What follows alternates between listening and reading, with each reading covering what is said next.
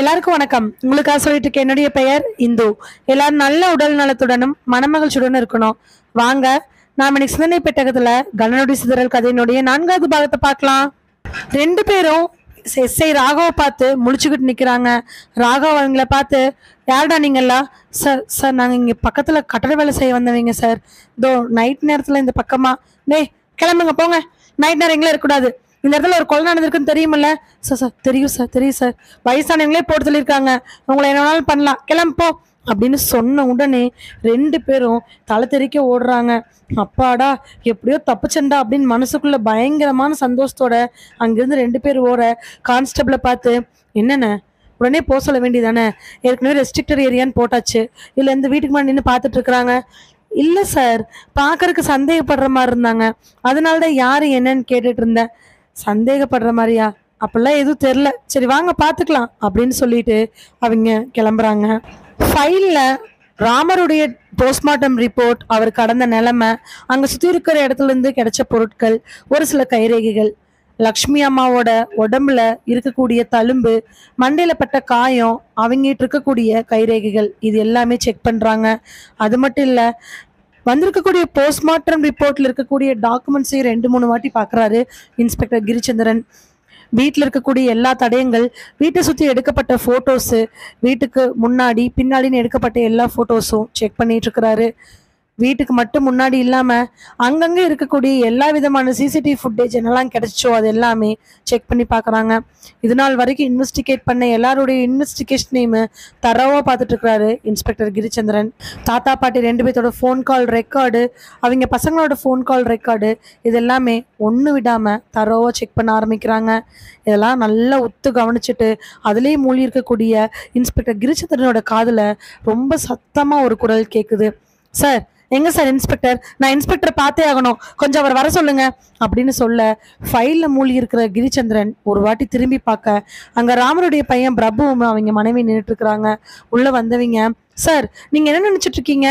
நாங்க எங்க மாமியாரையும் பசங்களையும் அங்க தனியா விட்டு வந்திருக்கிறோம், இங்க இருந்து கிளம்பக்கூடாதுன்னு சொல்றீங்க, எங்க செத்து போயிட்டாங்கல்ல, விடுங்களேன். நீங்க ஒரு பையன் தானே, அது உங்க அம்மா அப்பா தானே, கேஸ் முடியாம எங்கேயும் போக முடியாது. சார் நான் கேஸே கொடுக்கல சார், என் அம்மா அப்பா பற்றி எனக்கு எந்த பிரச்சனையும் இல்லை, இறந்துட்டாங்க, நாங்கள் க்ளோஸ் பண்ணிக்கிறோம், ப்ராப்பர்ட்டிஸ்லாம் நாங்கள் வந்து பார்த்துக்குறோம் சார், நாங்கள் அங்கே போகணும் சார், அமெரிக்கா போக விட மாட்டேங்கிறீங்க, இங்கே போலீஸோட அப்ரூவல் எங்களுக்கு வேணுங்கிற அவசியமே இல்லை, ஆனால் போனால் அதை பண்ணிடுவேன்னு பிளாக்மெயில் பண்ணுறீங்க, தயவு செஞ்சு விடுங்க சார் அப்படின்னு சொன்ன உடனே பிரபுவோட மனைவி, சார் குழந்தைகளையும் எங்கள் அம்மாவை எங்கள் தனியாக விட்டு வந்திருக்கேன், எங்கள் அம்மாவனால சமையலுக்கு முடியலன்னு சொல்கிறாங்க அப்படின்னு சொல்லும்போது கிரிச்சந்திரன் அந்த அம்மாவை மேலேயும் கீழேயும் பார்க்குறாரு. உடனே ராகவ் சார், 2 பேர்த்தையும் போய் உட்கார சொல்லுங்க. சார் நாங்கள் ஏன் சார் உட்காரணும்? உட்காருங்க பார்த்துக்கலாம் அப்படின்னு சொல்ல 2 பேரும் அங்கே உட்காந்துருக்குறாங்க. மறுபடியும் கேஸில் மூழ்க ஆரம்பிக்கிறாரு.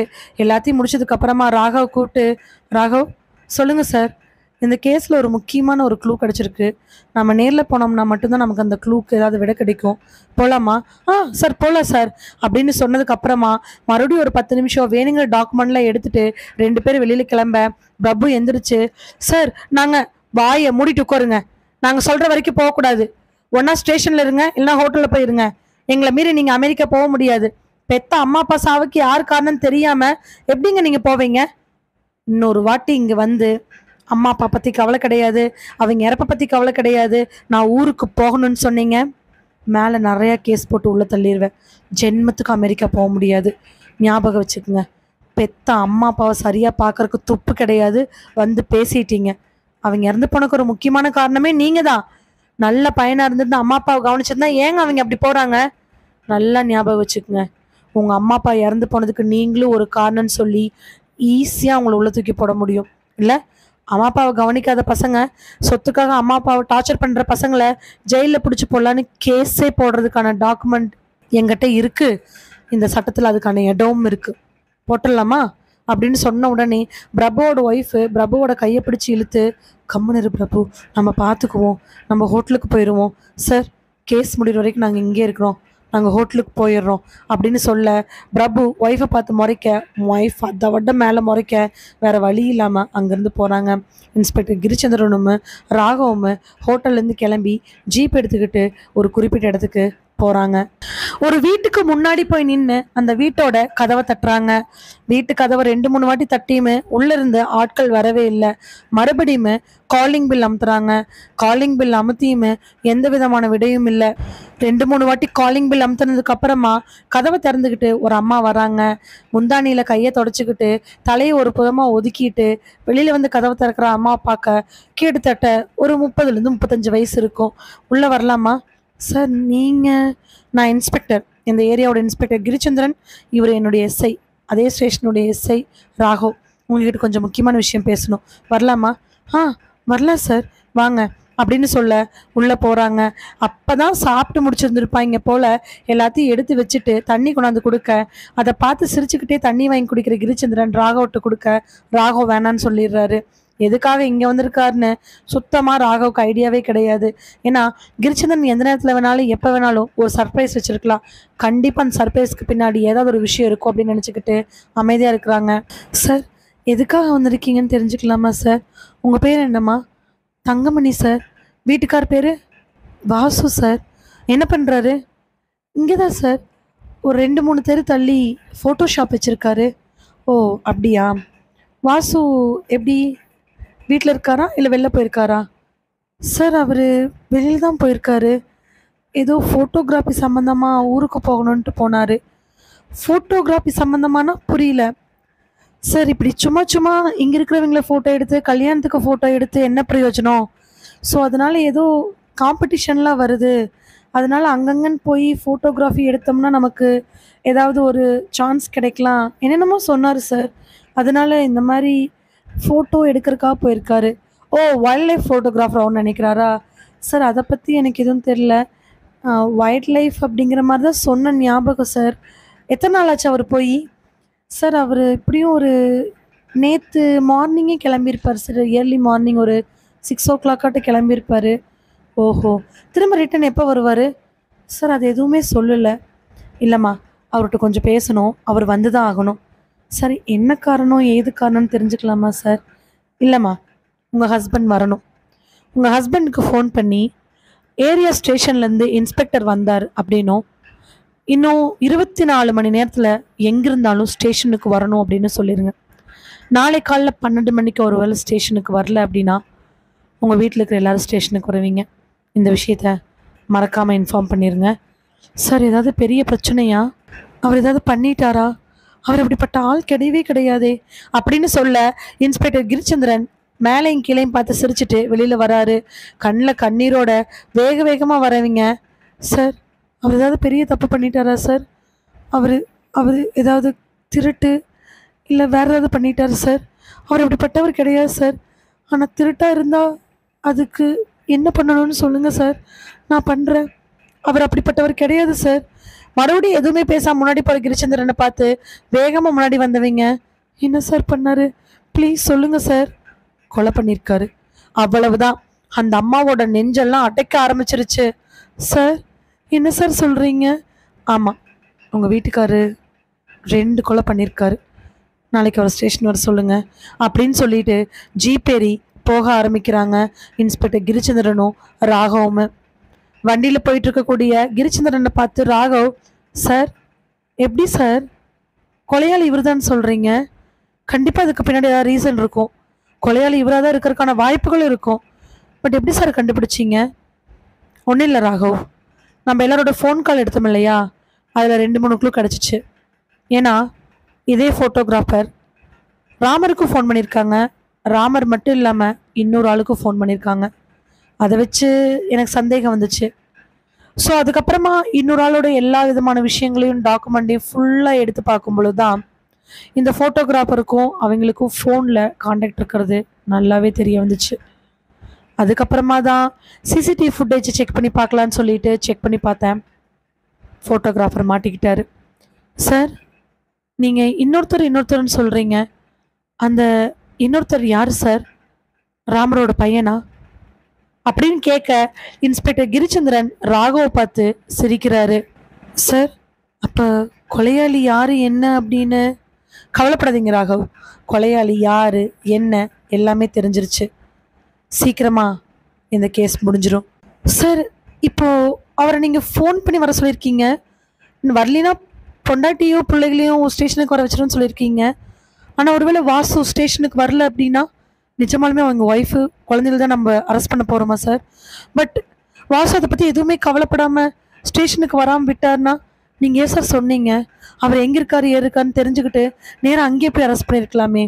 இல்லை, அது சரிப்பட்டு வராது. வாசு கண்டிப்பாக வருவார். வாசுக்கு நான் வச்ச பொரியே, வாசு 24 மணி நேரத்தில் இங்கே வரல அப்படின்னா அவருடைய ஃபேமிலியை நான் அரெஸ்ட் பண்ணிடுவேன் அப்படின்னு சொன்னது தான். I know about Vasu. Vasu பற்றின டீட்டெயில்ஸ் கலெக்ட் பண்ணும் பொழுது அவர் ஒய்ஃப்காக வராரோ இல்லையோ, அவருடைய 2 பசங்களுக்காக வருவார், வீட்டில் இருக்க அவரோட அப்பாவுக்காக வருவார். பிகாஸ் வாசுவோட அப்பா ஒரு ஹேண்டிகேப்ட். அதனால் வாசு நிச்சயமாக இன்னும் மிஞ்சி மிஞ்சி போனால் இன்றைக்கி நைட்டுக்குள்ளே ஸ்டேஷனுக்கு வரக்கான வாய்ப்புகள் இருக்குது. சார், எனக்கு இதெல்லாம் ரொம்ப ஆச்சரியமாக இருக்குது. பட் இப்போ நாம் எங்கே சார் போயிட்டுருக்குறோம்? இன்னொரு குற்றவாளியை பார்க்குறதுக்கு. சார், அந்த குற்றவாளி நம்ம டைரெக்டாக போய் அரெஸ்ட் பண்ணணும். அதனால தான் அந்த குற்றவாளியை பார்க்குறதுக்கு டைரெக்டாக போயிட்டுருக்குறேன். சார், அப்போ இமீடியட்டாக அரெஸ்ட் பண்ண போகிறீங்களா? எஸ். பட் வாசுவும் நீங்கள் இமீடியட்டாக அரெஸ்ட் பண்ணல, இந்த குற்றவாளியை நீங்கள் டைரெக்டாக அரெஸ்ட் பண்ணுறீங்க. எனக்கு ஒன்றுமே புரிய மாட்டேங்குது சார். அந்த குற்றவாளியை அரெஸ்ட் பண்ணி அவங்ககிட்டருந்து 2-3 விஷயங்கள் வாங்கிட்டோம்னா வாசு அந்த குற்றவாளி 2 பேர்த்திட்டருந்து வரக்கூடிய வாக்குமூலங்களில் உங்களுக்கு எல்லாமே புரிஞ்சிடும். என்னமோ சார், எனக்கு அப்படியே மண்டையே சுற்றுது. ஸோ ராமர் தாத்தாவும் லக்ஷ்மி அம்மாவும் இறந்ததுக்கு இந்த 2 பேர் ரொம்ப முக்கியமான காரணமாக இருக்காங்க. 2 குற்றவாளிகள் எப்படியும் நம்ம அரெஸ்ட் பண்ண போகிறோம். கேஸ் சீக்கிரமாக முடிய போகுது. அது ஓகே தான் சார். எனக்கு தெரிஞ்சு இப்போ நம்ம அரெஸ்ட் பண்ண போகிறது ராமர் ஐயாவோட பையனாக தான் இருக்கும்னு நான் நினைக்கிறேன். ஏன்னா அந்த ஆள் தான் சொத்துக்காக இத்தனை பண்ணியிருந்துருக்கணும். அப்படி தானே சார்? மறுபடியும் இன்ஸ்பெக்டர் கிரிச்சந்திரன், வாங்க ராகவ், குற்றவாளி நேராக போய் பார்க்க தானே போகிறோம். எப்படியோ சொத்துக்காக 2 பேர்த்து இப்படி கொண்டிருக்காங்களே சார். இந்த வாசுவையும் அந்த குற்றவாளியும் சும்மா விடக்கூடாது சார். 2 பேர் சேர்ந்து வயசான 2 பேர்த்து இப்படி கொண்டிருக்காங்களே சார், கொஞ்சம் கூட மனசாட்சியே இல்லாமல் அப்படின்னு சொன்ன ராகவை பார்த்து இன்ஸ்பெக்டர் கிரிச்சந்திரன், ராகவ் சார், கொலை பண்ணது 2 பேரில், அப்புறம் சார் 4 பேர் சார். ஆமாம், ரகுதாத்தா லட்சுமிமா கொலையில் கொலையாளிங்க 2 பேர் கிடையாது, 4 பேர் அப்படின்னு சொன்ன அடுத்த நிமிஷம் ராகவ் என்ன பண்ணுறதுனே தெரியாமல் இன்ஸ்பெக்டர் கிரிச்சந்திரனை பார்த்துட்டு நிற்கிறாரு. வயசான 2 பேர்த்த 4 பேர் சேர்ந்து கொலை பண்ணுறதுக்கான காரணம் என்ன? இந்த ஃபோட்டோகிராஃபருக்கும் தாத்தாவுக்கும் பாட்டிக்கும் என்ன பிரச்சனையாக இருக்கும்? அவங்க கொலை பண்ணுறதுக்கான காரணம் என்னவா இருக்கும்? இப்போ இன்ஸ்பெக்டர் கிரிச்சந்திரன் தேடி போகிற அந்த இன்னொரு ஆள் யாராக இருக்கும்? கண்டிப்பாக சொத்து பிரச்சனைக்காக தாத்தாவோட பசங்களாக தான் இருக்கும், மருமகளாக தான் இருக்கும் அப்படிங்கிற யூகம் இருக்கலாம். பட் அப்படியே இருந்தாலும் 3 பேர் இருக்காங்க. இன்னும் ஒரு குற்றவாளி யாரு? இந்த குற்றங்களுக்கெல்லாம் காரணம் தெரிஞ்சு மெயினாக இருக்கக்கூடிய குற்றவாளி யாரு? இன்ஸ்பெக்டர் கிரிச்சந்திரன் நேராக போய் அந்த குற்றவாளியை பார்த்து அரெஸ்ட் பண்ணி விசாரிச்சா மட்டும்தான் தெரியும். அதனால தான் இன்ஸ்பெக்டர் கிரிச்சந்திரனுமே எஸ்ஐ ராகவும் அந்த குற்றவாளியை நோக்கி போயிட்டுருக்குறாங்க.